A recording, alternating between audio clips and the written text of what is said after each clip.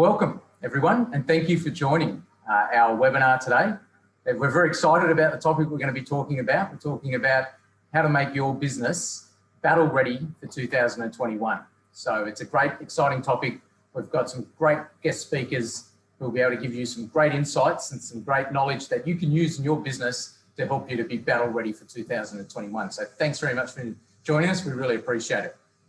Just before we get underway, we've got a bit of housekeeping to take care of. Sorry, I probably should introduce myself. My name is Dean Hosking. I'm the General Manager for Direct Sales. I'm the MC for today, so I'll be introducing our guests and also following up with the Q&A and moderating the Q&A at the end of the session. But the housekeeping, just before we get started, we're going to be asking some questions via the Q&A. So we ask if you could fill it out via that. We don't have the ability to interact with questions from a voice viewpoint, so if you could type that in. We will answer your questions towards the end. So if you've got any questions, just type them in. We'll compile those and have those answered by our guest panelists at the end. Also, please provide your details when you're asking questions, because that enables us to reach out to you afterwards and provide you with any feedback or any answers to those questions that we may not have been able to get across during the webinar. Also, this webinar has been recorded and we will be able to share a link and send it out to everyone that attended today, so you'll be able to get all the details. So let's get into it. So Konica Minolta had a saying pre-COVID, which was the world is changing. And now post-COVID, I don't think we can say that anymore. I think the world's changed, and it's changed in a way that we didn't expect it to. So a lot of questions have come out about that change. So it's what's changed, and specifically what's changed for you and your business, because it's changed for different businesses. Some businesses are really thriving in this new post-COVID environment. Some people are finding there's a bit of a challenge. So other questions are, how have they changed for you? And then what are the things we can do now to be able to work within this changing environment to thrive and be battle ready for this year coming? Konica Minolta has a philosophy called Kankei. It's a Japanese word for relationships. But it's actually a little bit more than just relationships. It's actually talking about partnership and working together for common goals. So today's exercise in a webinar is really an extension of Kankei, really providing some insights and some information that you'll be able to use in your business that will make you and help you be battle ready for 2021. So we're excited about sharing that information for you, because it's all about a partnership. If your business is thriving, well, we feel that we come along for the ride as well as the business is thriving. So this is how we can help you. So as I said, the topic's very exciting. We've got two very, very accomplished speakers that we're going to go through. One from a general side of things, and then the second with talking more about some things from a Konica Minolta perspective and how we can help you with your business. So the first speaker that we've got today is Tim Greenhill, and he is our keynote speaker and be talking about how to make your business battle ready for 2021. Bit of background about Tim. Tim's a management consultant. He's also a business owner, so he kind of understands what's going on in your world. He works across multiple businesses, multiple countries. I think it was about 38 different countries that he works through, and also multi-sized organisations. So not just large corporates, but SMBs, mid-sized companies, as well as large corporates. His philosophy is really about how do you get closer to your customer and how do you leverage the resources that you have on hand to help you do that. So I think he's very well placed to actually talk about how to get your business battle ready for 2021. So I'd like to hand over to Tim.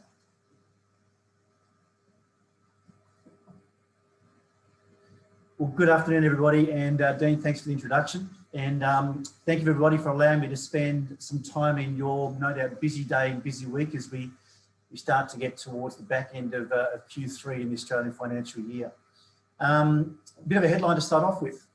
The introduction that Dean shared is around how I help organisations get closer to their customers. I thought it was important to share that point, or start with that point, because whilst we're talking about cost management and even cost control, and link that into where cost reduction might sit, it's really how you resourcing your business to ensure that you keep your customers during an economic downturn such as COVID, and even something that we experienced back in the September 2008 quarter of the GFC. So those customers are key to our businesses today. They're key to our part of our cost management, because obviously they're bringing in the revenues. So helping organisations keep closer, get close to their customers, needs to be balanced and needs to be synthesized with where your cost management or cost control strategies start to sit. So looking at the slide in front of me, you'll see, I'm always someone that's a big fan of cartoons. What is your cost strategy?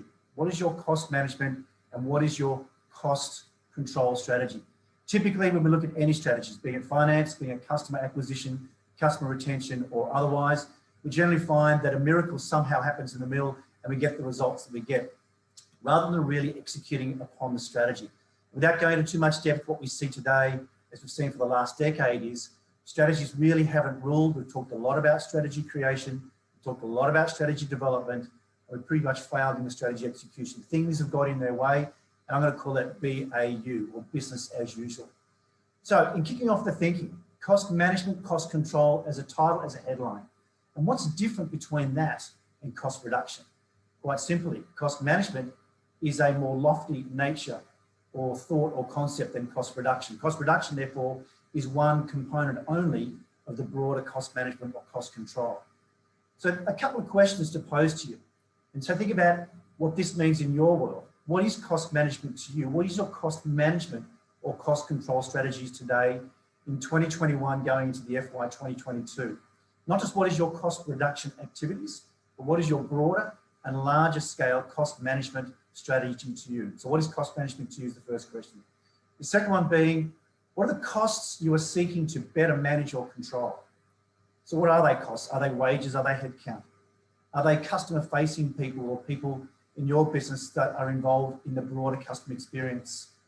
Is there some obesity in your organisation that you're looking to trim? Redundant systems, non-used capital equipment, non-used assets, non-used OPEX funded equipment. So what are the costs that you are seeking to better manage or control across your business? And the third question there is, how are you additionally investing? Where are you additionally investing? And what are you additionally investing in to get the most out of any investment, out of any of your expenses or outgoings?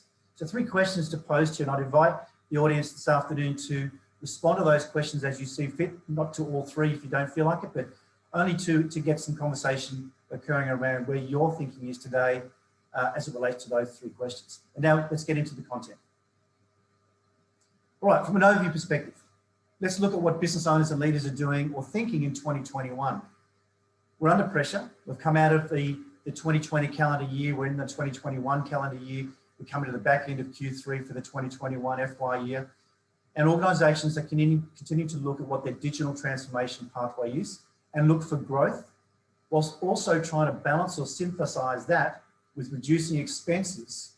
And some of those decisions are actually going to jeopardise organisations' ability to recover post-COVID and post any economic downturn or post any industry sectors challenges. So what are you doing thinking past the recovery, past the change in the COVID downturn? Let us try and boost cash flow and profitability as we get into this year, further into the calendar year. So will they be tempted to continue to cut costs with traditional methods? And we're going to have a look at some of the 4 mistakes that finance leaders have been making around the world over the last couple of years. And I'll get to that a bit later on in this broadcast. So most finance leaders are currently at a high risk of making a few common mistakes, of which there are 4 that we'll list. So what are the mistakes that you are unintentionally making in the way that you manage your costs and how you execute your cost management or cost control strategies? Purchasing and procurement, and this is a hot topic. And there's been some big changes around the world over the last 3 or 4 years. We've seen that escalate and exponentially over the last 12 months. So where does purchasing and procurement sit in your broader cost management strategy and the execution therein? Let's have a look at a couple of key aspects. If you look at these, what are organisations learning about procurement from their own perspective? What we've seen over the last 20 or so years, pretty much dating back to 1998, was that procurement and purchasing unintentionally have beaten up on their suppliers and their vendors, looking to get more price reductions from them rather than driving a better relationship into a partnership where they're getting more insights through better vendor management, getting more information through better vendor engagement, and really starting to leverage the relationships they have with their vendors and suppliers. What we're seeing is some industries have really moved forward in the procurement space where they're now doing account planning on their suppliers, not just purchasing, procurement, and guaranteeing supply surety, but actually doing strategic account planning. What are the things they're not getting? What are the value adds they're not accessing as they drive their suppliers and as they drive their vendors to the floor with pricing and then shop them around, whether they've got a strong loyalty incumbent in place or otherwise. So the smart organizations are looking to say, how can I get more from my vendor that is beyond the product, that is beyond the features, that are beyond even the benefits involved or the functionality of the product or the service or the equipment? And how can I really help build a much more sustainable purchasing and therefore cost management relationship with my supplier? What have they got that I can leverage as well? What does that win-win look like? What does that win-win look like? And again, as mentioned, what we're seeing today in terms of some new best practices, procurement teams are now starting to work alongside their vendors, not across the table, beating up on their vendors. So we're going to see that procurement will continue to evolve and grow, particularly as we see the need to get more in the partnership ecosystem, not just from our customers, but from our supply chain. And then we'll see then the procurement strategy. How does that sit or fit within your broader cost management or broader cost control? If it's just again around price reduction, it's just again around price management with your vendors, then how can they be a partner? What we're also seeing is that procurement is now saying we need our vendors and suppliers to be profitable. We need them to stay in business. Otherwise, we drive them out of business, we drive them into new markets, into new verticals, and we lose that competitive advantage, being able to get the best out of our vendors. So think again about how you're utilizing your purchasing and procurement inside your business to help better manage the cost strategy. Resourcing. When we look at people, when we look at assets, we look at equipment, whether you're in an OPEX or a CAPEX model or somewhere in between. What are the key things that you're thinking about in your resourcing now, how you get the best out of that resourcing investment? The resources that you invest in, what business activity are you putting around those resources? What other investments are you making to drive greater capability and therefore a greater output, whatever that resource is? Even the people, the most expensive of your outgoings. The most difficult to manage and drive, particularly with the advent of the gig economy and the way that the younger generation wants to move from project to project and employer to employer, not from full-time employment to full-time employment. So if you just look at then your people resourcing, and we'll link that into equipment, how are you getting the best out of your people? Are you literally looking to trim? And the reason I reference that is we're already starting to hear a lot about planned redundancies coming into April, May this calendar year. People have been planning and talking, hanging on to their fingernails in some instances in quarters 1 and quarter 2 of FY21. How can you get the most out of your people, even redeploy or repurpose them as you pivot the people, not just pivot your business? How are you redeploying that asset? How are you redeploying that resource? And again, what are you investing in? Technology, ways of doing things, or otherwise, learning and development to get the most out of your people as you look to then not sweat that asset, but drive better capability. So let's then look at what it's sweating the asset. As a lot of organizations and a lot of us in the consumer space have been looking to sweat assets. We've seen a lot more used cars on the road today, going a lot longer than what they would have done. People are kicking that asset or that resource down the road.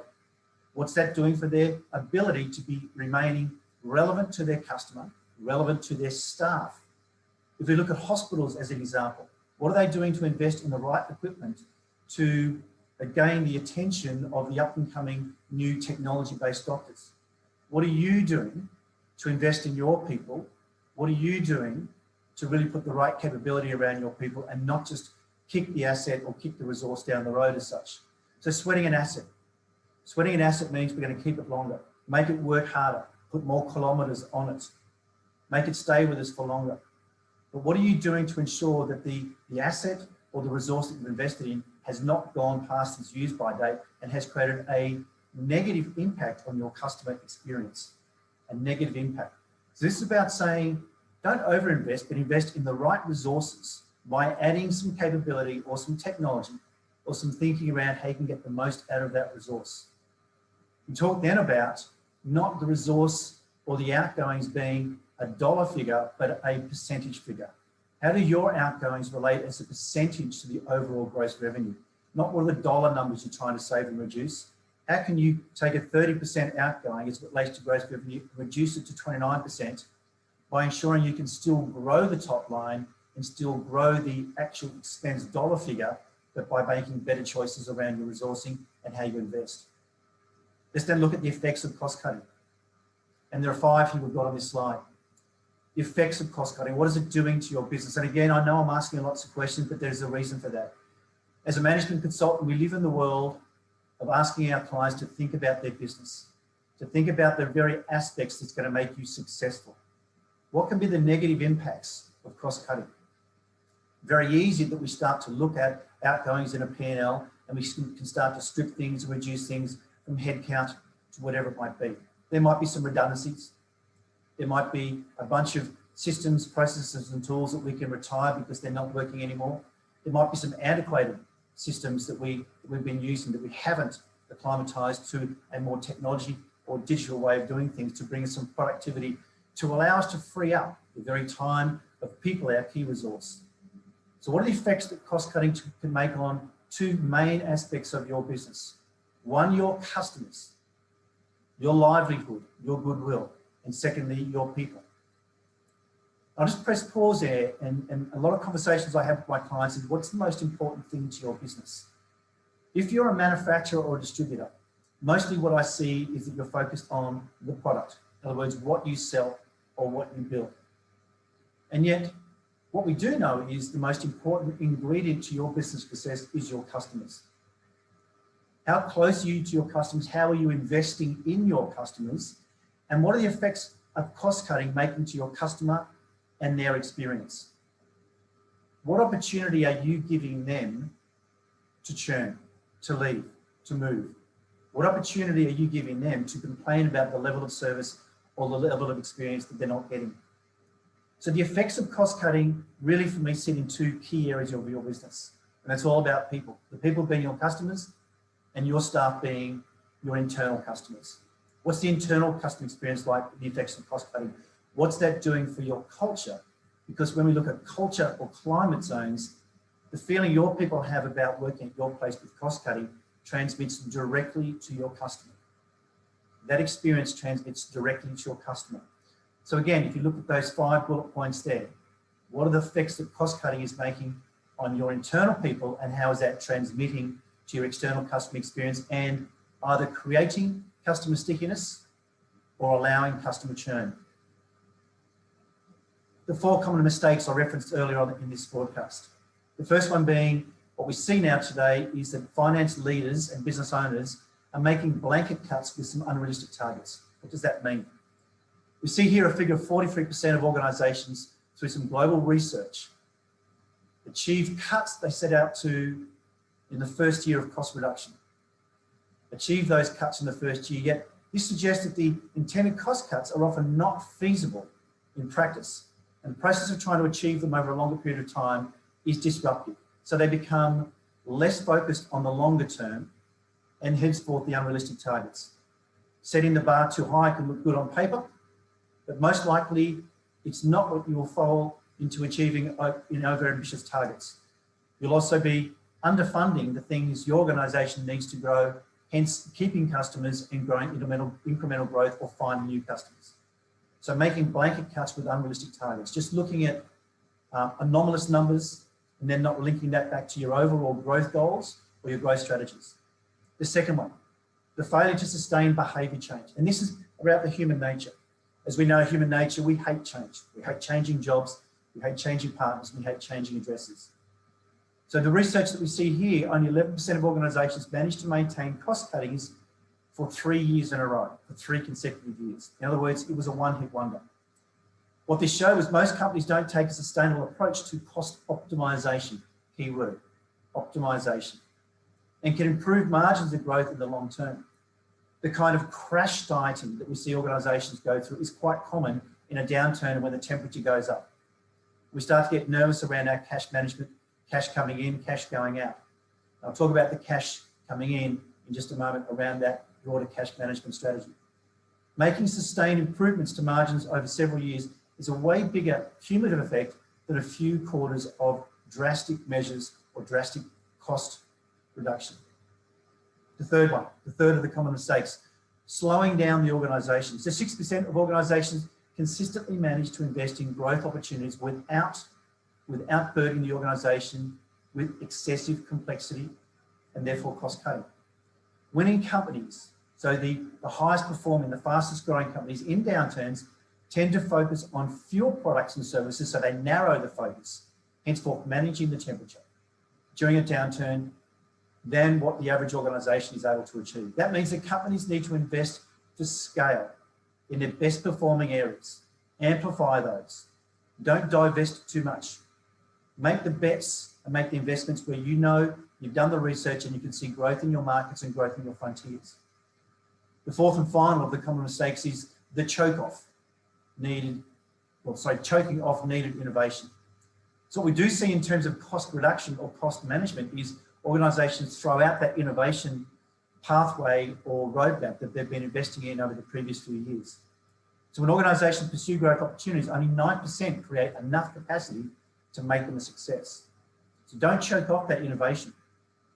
Have that incubation continue to grow so that you're ready post any COVID downturn, post economic downturn. So you're ready for that, not having to start at that point of return, at that point of growth.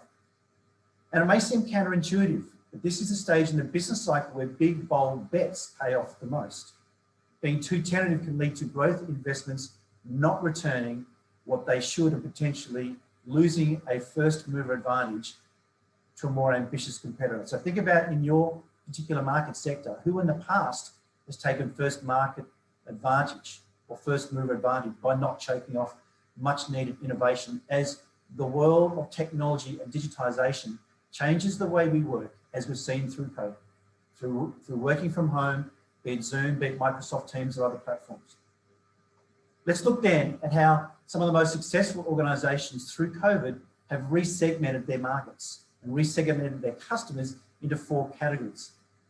And this then relates to cost management or cost control, as it allows them to think about how they balance the cost management strategy with the customer retention strategy. All right, the first of the segment would be those organisations in your portfolio, in your clientele that are thriving. Those organisations that would then be coping, then surviving, and then drowning. So 4 simple segments, if you like. Organisations that are thriving, industries that may be thriving. To the other end of the spectrum, those that are drowning and are in very close sufferance of perishing altogether. The first 2, they're the ones that are okay. The second 2, surviving and drowning, they're the ones that are not so okay. They're looking for help. They're looking for help. Keyword, they're looking for help. And what's the most important thing for us as a business owner? It's our customers. That's our livelihood. That's our goodwill. And invariably, that's one of the largest parts of the value of your business, your customer stickiness, your customer retention. So when we start to break these down, what are some of the aspects or key dimensions of a thriving organisation? Well, typically they're growing. There's, as Dean mentioned at the beginning of this broadcast, there are organisations and industries out there that are thriving through COVID.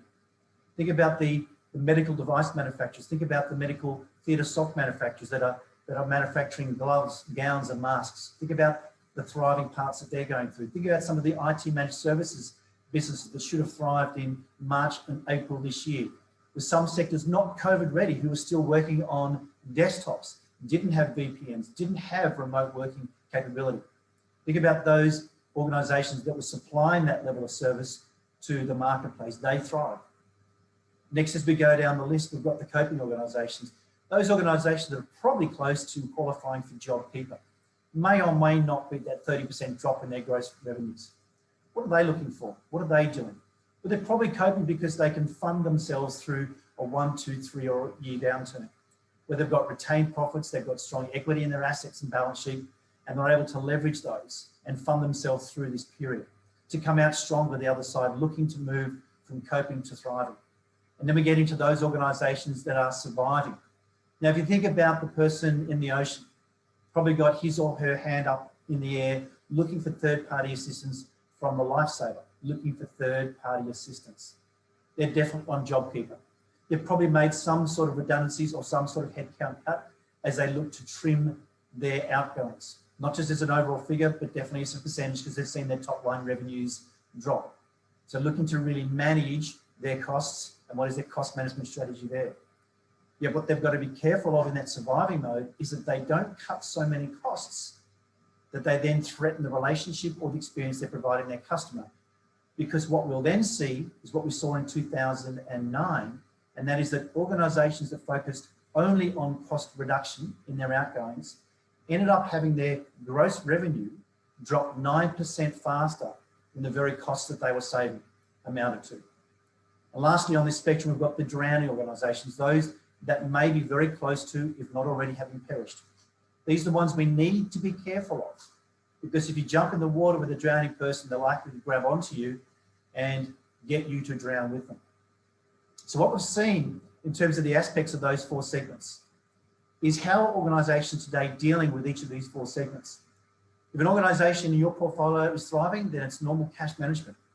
You invoice them, they pay. If an organisation is coping, how can you help them if one of the key aspects of cost management is ensuring you keep those customers? They're looking for assistance, not nearly the same level of a surviving customer or surviving industry sector. But the coping customers, they're looking for assistance. What about a delayed payment? What about a smaller payment over a period of time? Taking a $100,000 invoice and invoicing them monthly rather than a one-off. Helping them with their cash management, with their cash flow. What can you do to assist them? Looking then at the surviving. Got their hand up looking for third-party assistance. Who of you here can afford to then delay invoicing for that organisation so they can keep their staff, so they can keep whatever their resources investment needs to be, so that when they come out of this, they can pay you. So delaying that, like the banks have done with mortgages, like landlords have done with tenancies over the last year. And then drowning, being very cautious about those of your organisations in your portfolio that are drowning, making sure you don't jump in the water with them. So I thought it was important to share those four segments because we're seeing the successful organisations in downturns re-engineer their thinking around how their external revenues and cost management link together. Or do they just sit in isolation? And the answer is, of course, they don't. They're interlinked. Company pivots. I thought I'd share the four main company pivots, and the bottom one there is probably the most relevant for today's conversation. Very briefly, what is a product category pivot? You can read the slide there in front of you. If I fast forward and go to the offer pivot, which is what I was just referencing then with the four segments, the four COVID-19 segments. Pivoting from selling your items individually to creating bundles is one way. A standard invoicing terms, moving to a variety of payment terms to match the segment they're in. And so think about those that are thriving, it's business as usual. But those of your organisations that are either coping or surviving, how can you work with them? How can you work with them? And lastly, some Gartner research, and I'll reference the bottom point there, the bottom 2 points, and that is be careful with your cost management strategy not to lose sight of data you collect about your customer. Invest in that data. You see the second bullet point there that talks about the fact that insight is the new value. Insight is the new value both to your customer and to your staff member. So therefore, data is the new asset. Not measured on your balance sheet, but we know that things such as Bitcoin are now a data currency. And then the bottom point there, cash will always be king, and yet data is the new queen. So thank you for your attention. I hope that's not just posed some questions, but giving you some thoughts around how you broaden your cash reduction focus, being tactical, into a broader cash management and cash control strategy. I hand you across to Dean. Thank you for your afternoon. Thanks, Tim. Thank you for that. Very enlightening. I'm sure there's a lot of takeaways that you've taken from that, and I really appreciate that presentation. A couple of things that kind of resonated for me. I like the change of terminology or thinking around, rather than cost reduction, it's now cost management, because cost reduction is something that's important, but it's also not just the only thing as part of cost management. It's one of the things. Interesting one too that I picked up from there, the supplier profiling. It's kind of from an old sales guy, kind of used to customer profiling. So it's interesting that it's been done the other way. So that was interesting. And I like your comment at the end, that last bit was it cash is king, but data is queen? Is that right? Yeah. So that's a good one. It is true. Out at a customer meeting this morning, and they were talking about data as being the thing that's really going to take their business to the next level. So thanks very much, Tim. Tim will be back for some Q&A shortly. But before we go into that, we'd like to pass on to our next speaker, and that's John Harding. And John Harding will be talking about cost management from a Konica Minolta side of things, and how Konica Minolta can help you get your business battle ready for 2021. Now, a little bit of background about John. John's the National Solutions Lead for Konica Minolta. He has over 17 years experience in this field, the last 4 years with Konica Minolta. And his key area of expertise is around helping businesses leverage technology to improve their business processes, and providing real world examples of how they can use print management as one of the technologies to take them and get them ready for being battle ready for 2021. So I'll hand over to John.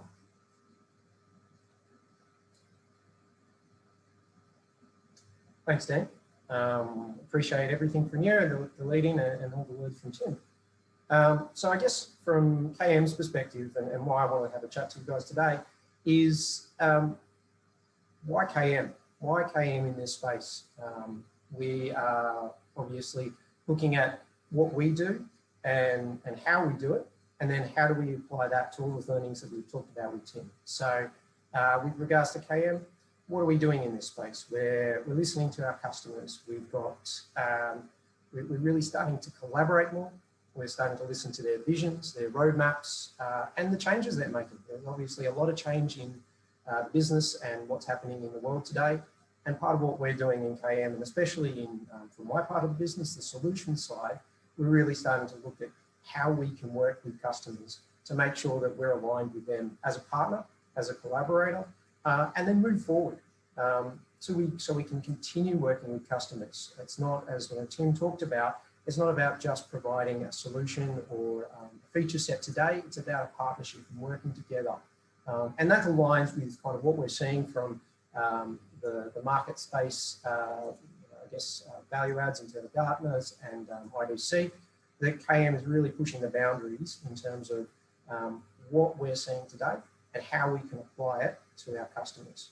And then taking it back, right? So learning from our customers and turning around and saying to them, look, we know our marketplace, we know our customers, we know our verticals, and what can we do going forward to help our customers with our learning? So it's not a one-way street.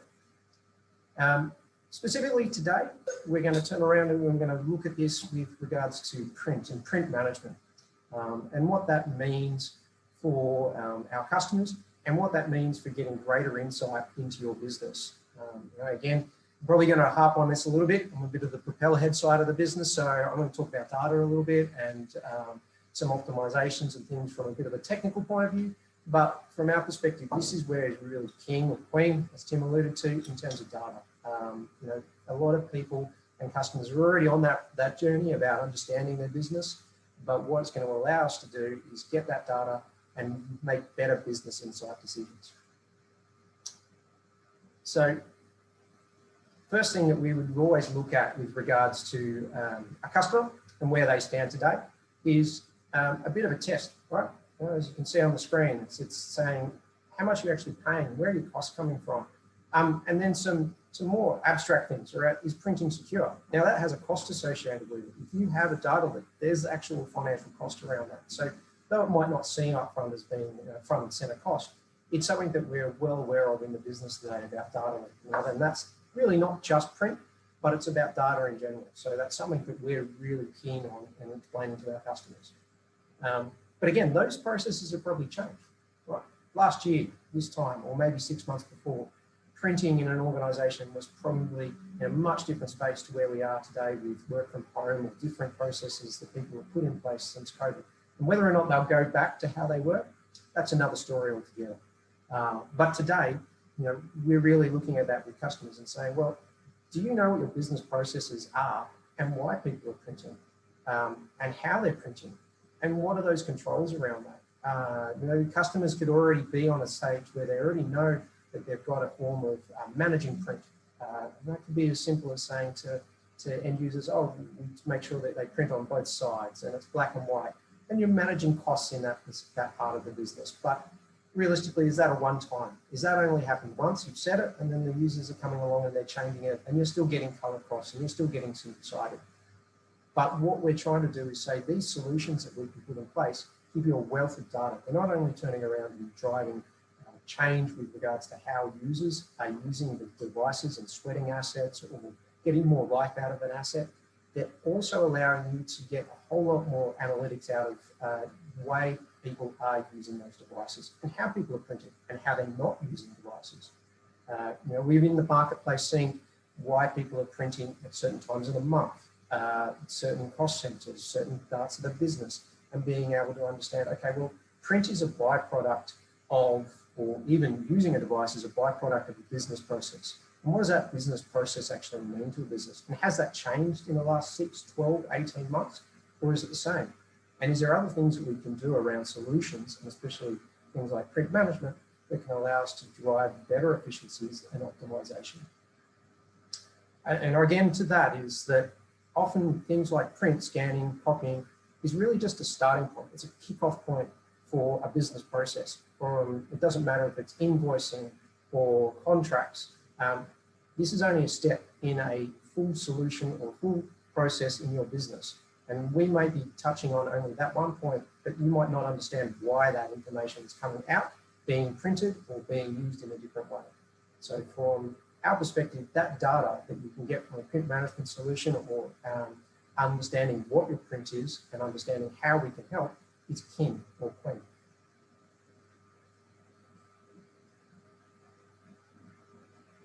So from our perspective, there's a reason why you want to work with Konica Minolta. It's not just our solutions, okay? It's the people, it's the solutions, and it's all coming together so that we can, as a collaborative approach, partner with a customer, but make sure their investment in a solution or a range of solutions is a good investment, okay? It's not just focusing on a solution today. It's about taking that solution, taking that hardware, taking that software, and turning it into a whole of life solution and then revisiting it. Okay, it's not just about providing something today, it's about understanding, okay, there's change in business and what does that mean? And again, referring back to data and referring back to how we use that and business process, all of those things continue to align with our businesses and how they change with inside our businesses. And part of that is KM, we're really keen to make sure that our solutions obviously fit for purpose and they're best of breed, and they're really a global partner and they're agnostic. Okay, so again, a real world example of that is having an agnostic solution means that if you've got a device or a printer in place that we can sweat and we can use, we're not tied into having to look at that whole of business, big change, big customer change, end user change, device change. We can come in and we can target a certain part of your business and then move forward from there as a kickoff space to be able to do further and do more. We're also really keen, and one thing that we really pride ourselves in Konica Minolta is looking at technology and our methodology. We're always investing in ways to deliver those solutions in new ways, be that things that we've seen in the past with SaaS or PaaS or cloud offerings. It's something that we're heavily looking at and continue to do so that we can provide our customers different methodologies to deliver solutions, but also the investment and how those investments become, rather than a huge capital expense, possibly into an OpEx expense, and how that works in terms of not just a device solution, but also into a solution space. And working in partnership with our customers is key there. So for specifics, we're really talking again about print management and what it can mean to our customers today. We've talked about this solution of being able to provide us things to do with cost control rather than just things to do with leaving paper on an output tray. But there's other ones inside this in terms of the solution. It's about providing enhanced security. It's about providing convenience. There's no use in providing solutions unless you're not managing the cost of change. All of these things that we provide in terms of a solution is being taken into account, all of those. It doesn't matter if it's cost of change and what that means to your business and end users having to use a new system. They may not have had an experience of a print management solution or secure print solution. They may have only ever experienced being able to print. But part of our process is to make sure that there's a smooth transition. There's also, obviously, what we've talked about is implying cost controls or print rules. now, or print policies rather than rules. We've obviously talked to customers about you can reduce your cost output because of simple things like making sure that you only print what you need. But there's also the next step from that, and taking a print policy and talking to your business and using that data you've collected and saying, okay, well, do we really need to print colour for these kind of applications or these kind of people? And also the other thing with regards to that data and feeding back into it is you can apply those print policies, and then turn them around and go, are they efficient? Are they actually hitting the targets? But all that data you're collecting all the time, and you can make good business decisions about that, which impact cost and reduce waste, and they also provide the convenience to the end users. Now, obviously, we're aware that customers are on many different stages of a transformation, the digital transformation or even just a print side of things. So the slide here kind of talks to what we look at as a general optimization of a customer. We can say that you could be in a space where you need print management, or you could be much further along the digitalization stage and need to be looking at what your business processes are. How can we enhance them? And this is again turning around to why would you be partnering with KM? We can provide that level of service and continual release and continual service going forward to enhance your solutions and business processes.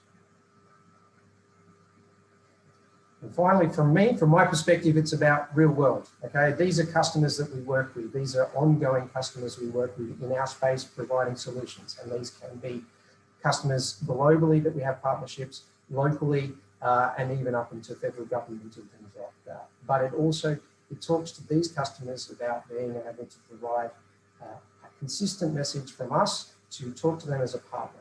We're always talking back to our customers and listening from them. We're always listening to what their challenges are and being able to move forward with trying to address their challenges in whatever way we can. But that could be anything from what we talked about today in terms of the print management side of things or a cost management side of things. So thank you very much, and I'll pass back to Dean. That's it. Thanks, John. Really appreciate that. It was great to get an insight into how Konica Minolta might be able to help you leverage the investments you've made currently or previously in technology to help with being battle ready for 2021. What I really liked about what John said, what I took out of that was kind of building on what I said at the start, was on that concave philosophy of partnership and really working together. We'd really like to understand what's involved in your business first and get an understanding what you're trying to achieve there, and then we can make some recommendations based on that. So thanks a lot, John. So now we've got some time for Q&A, so some question and answer. So I might ask the two panelists to back up here, and we'll try and get in the same screen together. So I'll make sure that I'm there, and we'll get Tim and John to join us. And hopefully I don't need my glasses to ask that first question, but I think the first one is, what's the process for print management solution implementation, and what do you work with specific and do you work with specific vendors? So I think that's directed at you, John. So what's the process for print management solution implementation first? So probably didn't touch on this, but we always really start with a discovery, right? So we always try to understand what the customer's trying to get out of it, right? This print management is a big piece, and we kind of touched on it, but it just doesn't mean that they want to do primary print. So our first process and methodology is discovery. From there, we're looking at understanding the customer, and we detail their requirements, and then moving through there, it's a design, a delivery, and then a handover into our BAU process. Okay, great. And the second part of that question was, and do you work with specific vendor or vendors? So we do. We certainly have preferred vendors. And we have them with a global partnership. So we have a global partnership with Wysop and Papercut, but we also do have local partnerships with other vendors like Nuance and struggling to think of a couple of others, but yes, we do have local partnerships as well. And we've got Konica Minolta our own products as well. Yes, exactly. Spectra. Yeah, so product marketing would be happy. I remember that one, so that's a good one. I had a text question through. I think this is probably for more so for Tim. So the question is, where's it gone? Sorry. instead of a blanket bottom line reduction, what are the operating expenses to reduce? Great question. So you can't go, the question about blankets. So yeah, the blanket means you get us to look across every expense in the outgoings. So the big ticket items are the ones that are going to have the least impact on the customer experience. And that's going to vary from organisation to organisation and industry to industry. So when you're looking through those, a lot of people will go straight to things such as marketing expenses and advertising. So think about what you're doing today from your marketing advertising. Is it an old version, high cost, low conversion ratio and high cost of lead? So what are you doing to re-pivot your marketing expense is one to look at. So traditional television commercials, those kind of things in large organisations are not getting returns based on what people are doing in terms of watching streaming TV and saving things or watching it from time to day. So think about from a customer experience perspective, what are the things that you can't reduce that's going to impact on the customer experience, and what are things you can't reduce, such as L&D for your people. One of the things that we're seeing today a lot of with cost reductions, we let marketing go because it's discretionary, and we let L&D or training and development go. And the reason I picked those two is because staff today want to feel connected to the organisation, and they're saying, what are you doing for me, not just what are you paying me? Okay, great, thank you. Insights. Another question come through. In an increasingly digital world, how relevant will print management be to my business in terms of cost control? Yeah. It is, because it's not just about printing. Okay, so print management traditionally, you're right, it probably was all about dots on a paper, or piece of paper. Now print management is all about using that device that you've invested in the best way possible. So it's a digitalisation for document. So it's not just about printing, it's about how do I use that device to provide value add into our services and business process improvement. Okay. And so what are some of those areas that they could use the device for in that area? So if you're getting anything hard copy from a customer, you've obviously got that, and you've got to turn it into a digital artifact. And these solutions are now today taking that as the kickoff point and providing one pane of glass for you to make that into a digital solution.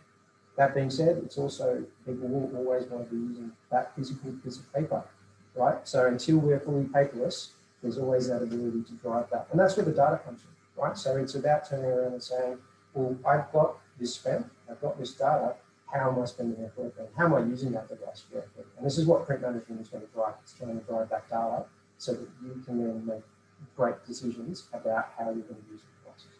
Yeah, interesting. Actually, print management might be a term of the past. Yeah. Moving forward, because it's kind of output and input management. Exactly. Now, isn't it? Yeah. Because you've got the scanning in and the information that turns into data. So, Exactly. Okay. Great. I've got another one texted through to me, so there's a hotline. It seems to be my phone's the hotline, but that kind of works for us. So is it, this one's for Tim again, is it better to borrow money than to make cost reduction for new technology? Yeah, great question. And interesting, when we look at the movement, the great Australian dream, of course, is to own something, right? Buy your own house. So we're addicted to the CapEx. Yet we've seen a big change in that in the last 15 to 16 months. I go back to January 2019, it was the highest CapEx spend in Australia's history for a month. We've seen a big shift from that. Right? And so when it looks in terms of borrowing money, let's look at the access to cash right now and the cheapness of it.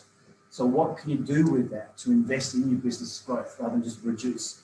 So how do you sustain yourself through this period so you're coming out of it with first advantage or first strike advantage? But the key point is invest in your customer. Invest in your staff, invest in your customer. Okay, great. Thank you. Well, I reckon that's that kind of wraps us up for Q&A at the moment. If you've got any questions that you would like answered, please send them through. We'll endeavour to come back to you to answer them. And there's some contact information on your screen there.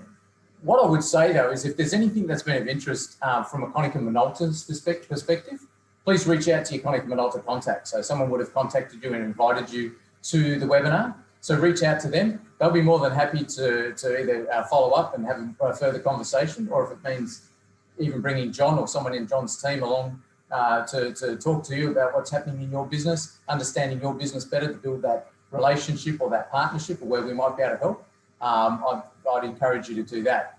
The other offer which Tim's made, which is I think fantastic, is not taking the webinar to another level, is if there's anyone that's interested in what Tim has spoken about or would like more information, we're happy to coordinate that. So whether Tim's offered to come out and visit customers and have a conversation about that, or even if we do something a little bit more round table related within the Konica Minolta office. So if you're interested in that, please utilise one of the contact details on the screen, or reach out to your Konica Minolta contact, again, the person that invited you, and we can organise that for you. But I think, again, it's just a great way of taking the knowledge, because unfortunately for Tim, I think we only got 20 to 30 minutes of Tim's knowledge. I think there's probably hours and hours of extra information and great insights that we could have got from it as well. So thank you, gentlemen. Really appreciate your time. Thank you for presenting. Thank you for joining us. We really appreciate taking, an hour out of your day. Know that there's time's valuable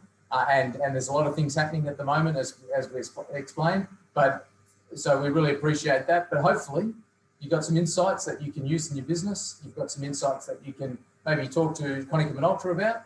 But more importantly, we wish you good luck in getting your business battle ready for 2021. Thanks for joining. Giving shape to ideas. Konica Minolta.